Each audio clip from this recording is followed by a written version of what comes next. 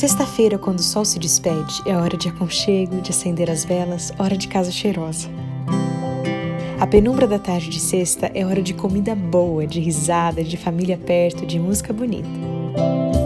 É hora de cantar e de ouvir, de falar e calar. É o momento de lembrar de onde viemos e para onde vamos, de aquecer a alma com a presença do Eterno, que é o Senhor desse dia. É o nascer de um dia e no morrer de outro. É a lembrança, a herança e a aliança que nunca morre. O sol baixando é o sinal, o momento de parar, respirar e viver as próximas 24 horas em completo estado de entrega, com o peito aberto para amar e os ouvidos prontos para ouvir. Esse é o sábado e ele começa no pôr do sol.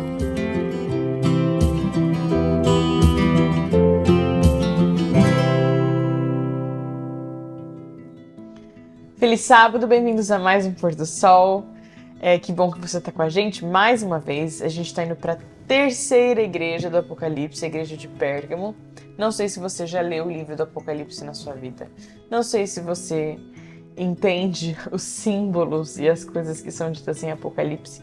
Mas aqui a gente está conversando de uma forma bem prática sobre as lições que a gente pode tirar dessas cartas que foram escritas para as igrejas do Apocalipse e que são extremamente atuais e se aplicam muito para a nossa vida hoje.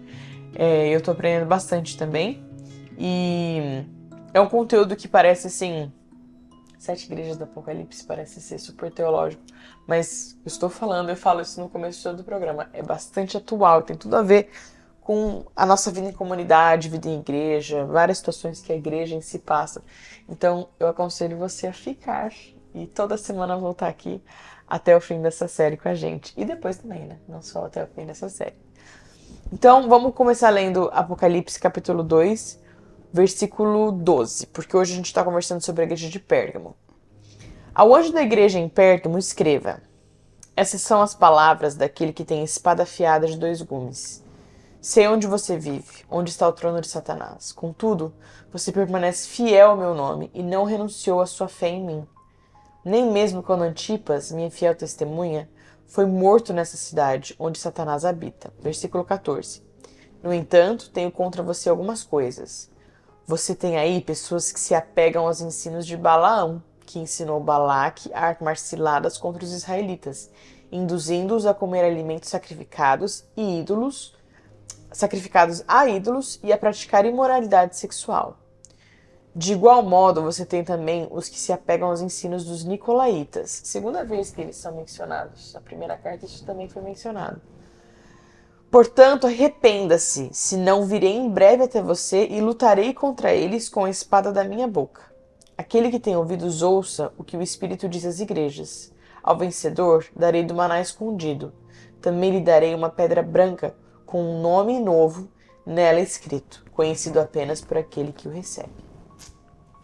Essa já não é mais uma carta acolhedora de empatia. Essa é uma carta de bastante reprimenda, né? Uma carta para eles acordarem e se arrependerem. Agora, tem alguns episódios aqui descritos, né? Tem contra vocês algumas coisas. Vocês aí se apegaram aos ensinos de Balaão, que ensinou Balaque a armar ciladas. Qual era o problema dessa igreja? Mais uma vez, quando João escreve essa carta, ele está apresentando à igreja o remetente. Quem é o remetente? Jesus. Como que ele se apresenta nessa carta? Ele se apresenta como aquele que vem com uma espada afiada. A Bíblia é cheia de símbolos. O livro do Apocalipse é o livro que tem mais símbolos de todos os livros da Bíblia. Mas quando você lê esses símbolos bíblicos, você precisa buscar na Bíblia qual é o significado desse símbolo. Lá no livro de Efésios, por exemplo, no capítulo 6, a Bíblia fala que a gente não luta contra carne nem sangue, mas contra principados e potestades. E se você continuar lendo ali, o apóstolo Paulo, que escreveu esse livro, nos convida a colocarmos a armadura de Deus, porque a gente está em guerra. E uma das partes dessa armadura é a espada. E a espada, Paulo, ele faz um paralelo entre a espada e a palavra de Deus. Então, quando Jesus se apresenta como aquele que está carregando a espada, ele está se apresentando como aquele que está vindo guerrear com o quê? Com a palavra. o cristão vive da palavra, o cristão enfrenta as lutas da vida com a palavra. Lá no livro de Zacarias, no capítulo 4, se eu não estou enganado, pode ser o capítulo 4 ou o capítulo 2, mas Zacarias fala assim, nem por força, nem por poder, mas pelo meu espírito. Ou seja, a gente vive pela palavra. Jesus se apresenta a essa igreja dizendo, eu sei que vocês estão em guerra. Agora olha só, a tática do inimigo, ela muda.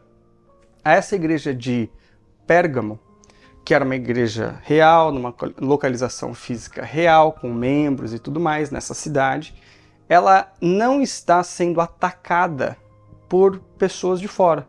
Esmirna, que era a igreja que a gente estudou antes... Não está sendo atacada fisicamente. Não, e nem perseguição. Não está tendo perseguição aqui. A igreja de Esmirna, que a gente estudou, que era uma simbologia da época também, aonde o povo de Deus estava sendo perseguido, os romanos perseguiram os cristãos, jogaram muitos nas prisões, matavam realmente as pessoas.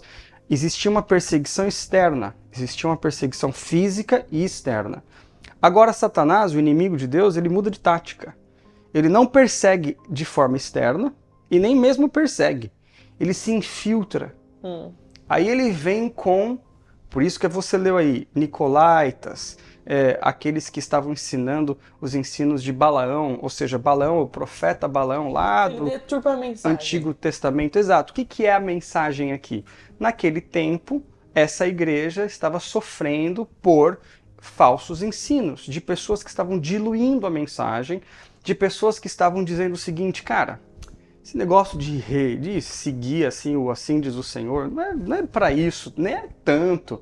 A gente tem que se acomodar às coisas de hoje, entender um pouco mais, meio que aculturalizar a palavra de Deus. Isso é muito comum, hoje a gente ouve muito sobre isso, mas aqui é um problema. Por quê?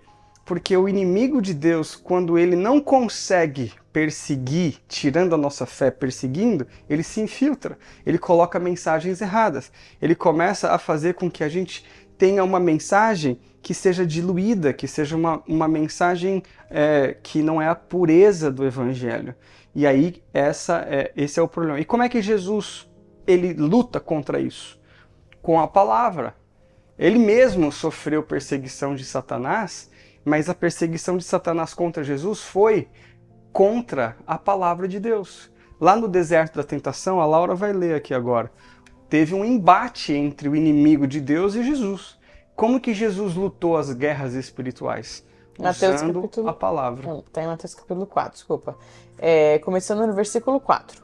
Jesus respondeu, está escrito, nem só de pão viverá o homem, mas de toda palavra que procede da boca de Deus.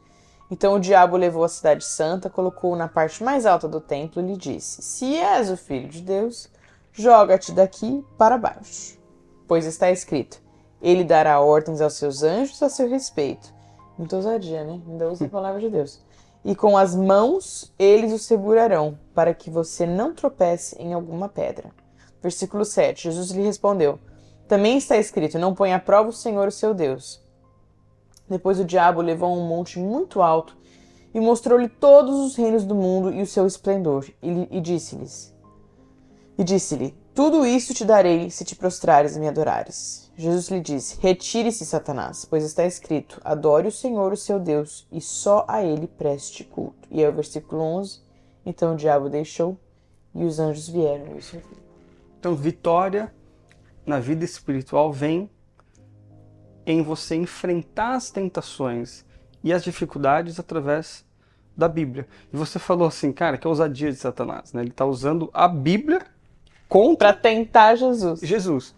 Mas é exatamente isso que ele faz. Hoje a gente tem ensinamentos, pastores, líderes religiosos que usam o quê para enganar? A própria Bíblia. Então a gente tem que estar muito atento, porque não dá para você confiar no que você ouve de qualquer um dos pregadores, porque você deveria levar tudo o que você ouve para a palavra, você deveria ler a palavra, você que deveria estudar, e não terceirizar a sua fé a qualquer líder. Seja ele um líder que você ame, goste, pode ser uma pessoa que você confie, mas mesmo pessoas são falhas, nós somos falhos. Então você deveria lutar essa guerra espiritual através da palavra. Tem uma história muito interessante na Bíblia. que é a história de Davi e Golias, né? A Bíblia conta essa história lá no livro de 1 Samuel, capítulo 17. E diz a palavra de Deus que esse gigante, Golias, ele veio guerrear contra o povo de Deus e ele fez um desafio ao povo de Deus, dizendo: se vocês vierem e guerrearem contra mim, mandem um homem para lutar contra mim, e se eu vencer essa batalha, vocês vão me servir, se eu perder, os filisteus vão servir vocês. E diz a Bíblia que todas as pessoas, todos os soldados de Israel ficaram com medo, temeram. Aí você faz a pergunta, por que eles ficaram com medo? Óbvio, era um gigante. A Bíblia dá a descrição do gigante, um gigante enorme. Ele tinha todas as características de um serial killer. Mas não era esse só o problema. Olha só o problema real. Por que eles estavam com medo naquele dia da batalha? Lê aí no livro de 1 Samuel, capítulo 13. Começando no versículo 19 a 22. Naquela época, não havia nem mesmo um único ferreiro em todo Israel. Ou seja, 0 espadas? Continua lendo. Pois os filisteus não queriam que os hebreus fizessem lanças e espadas. Assim, eles tinham que ir aos filisteus para afiar seus arados, enxadas, machados e foices. O preço para afiar rastelos e enxadas era 8 gramas de prata e 4 gramas de prata para afiar tridentes, machados e pontas de aguilhadas. Por isso, no dia da batalha, nenhum soldado de Saul e Jonatas tinha espada ou lança nas mãos, exceto o próprio Saul e seu filho Jonatas. Inteligentíssimo, parabéns, povo de Israel. Matar gigante já é complicado. Agora, ir pra guerra sem espada é suicídio. E o que Jesus está falando para essa igreja de Pérgamo? Vocês estão precisando de alguém que venha guerrear por vocês. E quando Jesus vem em nosso favor, ele traz nas suas mãos a verdade, a palavra. Nós precisamos viver essa verdade. Nós precisamos estudar a palavra. Eu não sei quão afiado está a sua espada. Eu não sei se você tem lido a palavra, estudado a palavra, ou se você é um cristão que terceirizou a sua fé.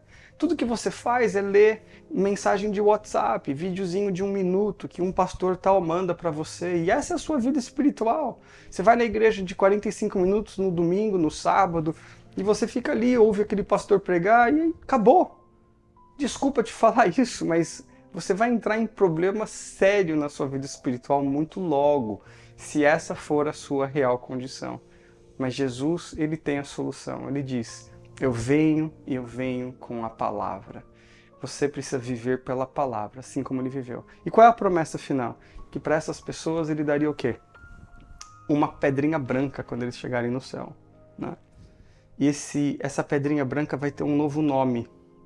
E que é só para aquela pessoa. É só para aquela pessoa. É muito interessante isso. Por quê? Porque nessa terra, o nosso nome está atrelado à nossa reputação. Alguma coisa que a gente fez. Então você fala assim de alguém, você já lembra o quê dela? Quem ela é, o que ela fez. Pode ser bom ou ruim. No céu, Jesus vai apagar os nossos pecados. Ele vai retirar de nós aquilo que foi colocado em nós, que foi atrelado ao nosso nome. E ele vai refazer tua vida. Ele vai colocar um novo nome para você, que só ele conhece. É um apelido carinhoso que ele vai te dar no céu. E ele vai te dar esse nome porque ele quer te mostrar, que ele quer te dar nova vida. Mas essa vida começa hoje através do estudo da palavra. É assim que você vai vencer. É assim que você vai viver. É assim que você vai guerrear com os gigantes que vêm contra você. Porque quando você tem a palavra de Deus e Jesus ao seu lado, você é invencível. Você não vai ter medo, porque a palavra de Deus e Cristo ao seu lado te dará forças para você vencer qualquer inimigo que está no seu caminho. Amém. Que Deus te abençoe muito nesse sábado, que seja um dia especial. Não sei se você tem o costume de guardar o sábado. Se você não sabe o que é o sábado, não sabe o que eu estou falando, vou colocar aqui no card uma série inteirinha que a gente fez sobre o sábado e por que a gente se reúne aqui toda sexta-feira à noite para conversar sobre a Bíblia, a Palavra de Deus, enfim. Mas se você está acostumado a estar aqui com a gente e aguardar o sábado, que o seu sábado seja um dia de alegria, um dia de paz, um dia de pausa, para que você descanse, recarregue as energias e tenha uma semana muitíssimo abençoada. Vamos orar. Senhor Deus, obrigado, porque através da mensagem de hoje a gente aprende que as nossas batalhas precisam ser guerreadas através da palavra. E o Senhor vem em nosso favor, o Senhor é aquele que faz com que a gente tenha força e coragem, porque o Senhor está presente nas nossas batalhas. Nos ensine a afiar a nossa espada todos os dias, porque o inimigo é real, mas a gente sabe que ao seu lado nós seremos mais do que vencedores. Nos dê um sábado feliz, em nome de Jesus. Amém. Amém. Feliz sábado. Feliz sábado.